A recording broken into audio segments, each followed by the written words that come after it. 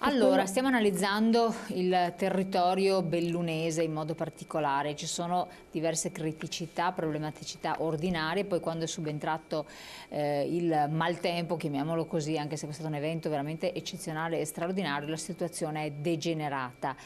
Sentiamo Severino Andrea De Bernardin, sindaco di Rocca Pietore, perché ci dà una testimonianza molto significativa, molto toccante. Vediamolo insieme e poi con i nostri ospiti commentiamo anche l'intervista.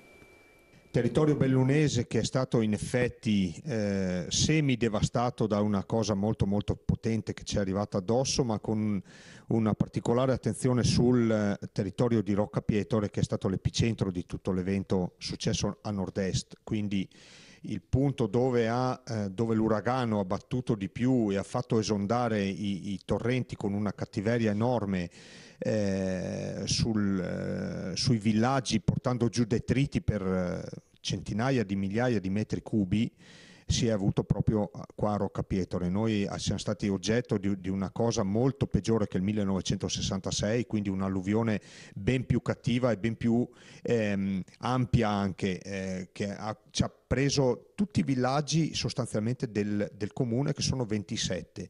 Quindi i 27 villaggi, nessuno escluso, sono stati tutti toccati da qualcosa, con una cosa ben peggiore nella zona di Palue, di Sottoguda, dei Serrai di Sottoguda. Quella è stata la zona del nostro comune e di tutta la provincia di Belluno, che è stata proprio devastata totale. Calcoliamo che siamo alle porte dell'inverno, calcoliamo che ha già fatto la neve, calcoliamo che molti sentieri, soprattutto nei boschi rovesciati, non sono raggiungibili, le malghe d'alta quota non sono state visionate bene, quindi noi abbiamo fatto una prima stima dei danni su quello che era effettivamente calcolabile con delle perizie proprio sul posto, e ammontano a 107 milioni di euro, ma io penso che con la primavera, quando andrà via la neve, usciranno i veri problemi e la cifra aumenterà di molto, anche io credo che sarà almeno il doppio, quindi 200 milioni di euro sul territorio di Rocca Pietore penso che ci siano tutti, purtroppo. Sono cifre che fanno paura, sono 1500 ettari, 120.000 metri cubi di legname abbattuto, pari a circa 5.000 camion di quelli grossi che serviranno per portarli via, e la cifra che fa più capire l'entità sono 600.000 piante rovesciate sul territorio di Rocca Pietore. Questa è una stima abbastanza corretta, diciamo. Per quanto riguarda il materiale, i detriti che sono scesi dai torrenti sono circa 300.000 metri cubi, pari a 15.000 camion. Quindi è una cosa incredibile, non sappiamo dove metterli, ci sarà un continuo lavoro anche di ripristino, ma la cosa che fa più paura di tutte sono gli argini dei torrenti che hanno avuto grossi problemi, quindi argini, briglie, difese spondali. Una volta dove si andrà ad operare sul bosco rimarranno scoperti i versanti ripidi. Prima il bosco teneva anche le stesse frane, senza il bosco sarà tutto in evoluzione, quindi bisognerà capire dove intervenire anche con dei paravalanghe, con dei paramassi, con dei fermaneve, quindi sono tutte opere costosissime che, ripeto, la cifra di 100 milioni probabilmente è insufficiente.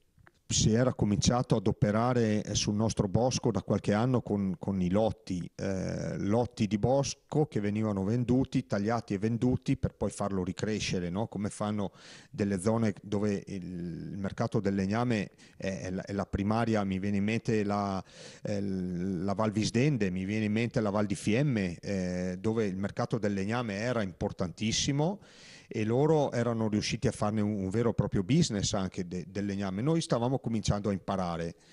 Adesso chiaramente il mercato del legno è crollato, perché sono 14 o 15 milioni le piante cadute in Veneto, quindi capiamo perfettamente che se prima potevano essere vendute a 60-70 euro al metro cubo, 100 anche in alcune zone, anche 120, adesso si parla di cifre irrisorie, che non è più un mercato, insomma, adesso l'importante sarebbe portarle via. Io ho fatto anche sorridere all'inizio chi mi chiedeva di cosa abbiamo bisogno. Noi abbiamo ormai ripristinato le linee telefoniche, abbiamo ripristinato le linee elettriche, abbiamo anche ripristinato un acquedotto in tempi record, 2,5 km di nuovo acquedotto, che è un record assoluto fatto in 23 giorni. Quindi le cose primarie le abbiamo sistemate, siamo stati bravissimi, un mese di lavoro intenso, la capacità di rimettere sulla testa è tipica di una regione dinamica come il Veneto. Il problema adesso sono i ripristini grossi del territorio devastato, cioè appunto le opere che dicevo prima. Noi quindi abbiamo bisogno di fondi, di soldi che ci permettano di operare con una celerità inusuale e anche con una certa sburocratizzazione delle procedure, perché sappiamo tutti che un'opera pubblica in Italia, il grosso problema che riscontra tutte le volte è che ci si impiega mesi e mesi di carte prima di poter partire col lavoro. Io credo che queste sono opere che necessitano di una velocità completamente diversa. L'abbiamo fatto in somma urgenza, quando il comune può operare andando fuori da quello che sono le normali procedure e con degli incarichi specifici. Se la ditta tot era brava nel fare un determinato lavoro, gli si è potuto dare anche un incarico diretto. Questo succede nelle somme urgenze. Le somme urgenze adesso sono finite e si entra nell'ordinario, e a me questo fa un po' paura, perché probabilmente i soldi arriveranno anche, io spero, io lo dico sempre, se non arrivano andremo a prenderceli da qualche parte, perché siamo assolutamente convinti che sono opere di primaria importanza, quindi devono arrivare, ma che ci sia anche una velocità nelle procedure dopo. Allora, un quadro abbastanza, ci fa riflettere, sono tanti punti che sono stati toccati. Io vorrei un po' sottolineare, portare l'attenzione su questo, il mercato del legname. Quanto è importante, come può essere fonte anche di redditività per questo territorio, senza che si vada a una svalutazione completa di tutto quanto questo materiale, anche se già è incominciato comunque a muoversi. Beh, come ha detto il sindaco, ci sono alcune zone che vivono col mercato del legname, pensiamo per esempio alle regole dell'Ecomelico o del Cadore, alcune zone che non è che vivono di legname, sopravvivono con legname. Teniamo sempre conto che con la legname legge... che serve per cosa? Legname che serve chiaramente principalmente in provincia di Belluno, lo dico perché poi che non si capisca altro. Nel 78 è stata fatta una legge a livello regionale per la tutela boschiva, ma questa tutela era dovuta al fatto che il legname serviva come contro il dissesto idrogeologico, perché sappiamo che una pianta su un fronte un po' inclinato, come diceva il sindaco, evita perché chiaramente l'acqua entra in profondità e viene assorbita e trattenuta dalle piante. Per quello che c'era questa volontà, che secondo me poi è diventata anche un po' una mania, di non tagliare le piante. Cosa è successo? Con lo spopolamento della montagna le piante sono arrivate proprio a casa, sono arrivate. Infatti qualcuno diceva troppe piante vicino alle case, e su questo non gli do torto, perché poi abbiamo incendi, abbiamo appunto piogge o nevicate che potrebbero causare dei disagi, come è successo per esempio per l'uragano Vaia. Il legname è importantissimo perché diventa una produzione interessante per la provincia di Belluno. Chiaramente il legname della provincia di Belluno è una riserva che era della Serenissima. Qua sappiamo tutti la storia, perciò tutto questo legname era dovuto ad antiche regole che poi adesso non è che siano così importanti. A qualcuno il fatto che il bosco è andato via fa anche comodo. Il problema è, ha ragione il sindaco, per esempio dove abito io ci sono dei versanti nuovi che si sono creati, e proprio giorni fa, roba fresca, vi do anche una notizia, hanno valutato i nuovi siti valanghivi.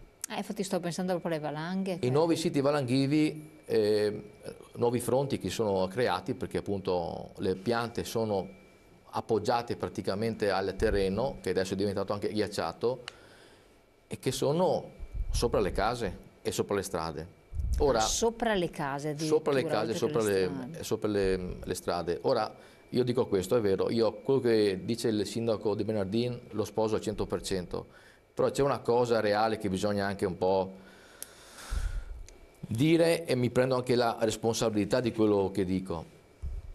È stato fatto un maquillage fino ad oggi, perché la volontà della popolazione, specie in quelle zone dove c'è presente l'attività turistica invernale, era di riprendere, perché molti hanno fatto anche degli esaurimenti perché si sono visti la casa distrutta, le strade, perciò la ripresa e rimettere a posto tutto era necessario per tutto. Però non è messo a posto veramente tutto, perché le strade in alcuni posti sono molto pericolose. Ci sono le piante che sono penzolanti, ci sono migliaia di tonnellate ferme. Ora, se dovesse arrivare 1,5 metri di neve e la neve poi si appoggia su questa rete fatta dai tronchi, non succede nulla. Se dopo il 1,5 metri di neve ne arriva un altro 1,5 metri, quel 1,5 metri porta giù valanghe ancora non calcolate. Queste valanghe però non sono di neve, sono miste ad alberi e potrebbero causare veramente dei disastri fino ad oggi sconosciuti. Perfetto, quindi questa è potrebbe verificarsi questa situazione nevosa. Cosa bisognerebbe fare? Questa è la domanda che viene spontanea. Io direi di andare in pubblicità, poi rispondiamo subito dopo e poi passiamo anche alla segretaria un po' per dire cosa sarebbe necessario fare anche per la situazione degli anziani. Tra poco.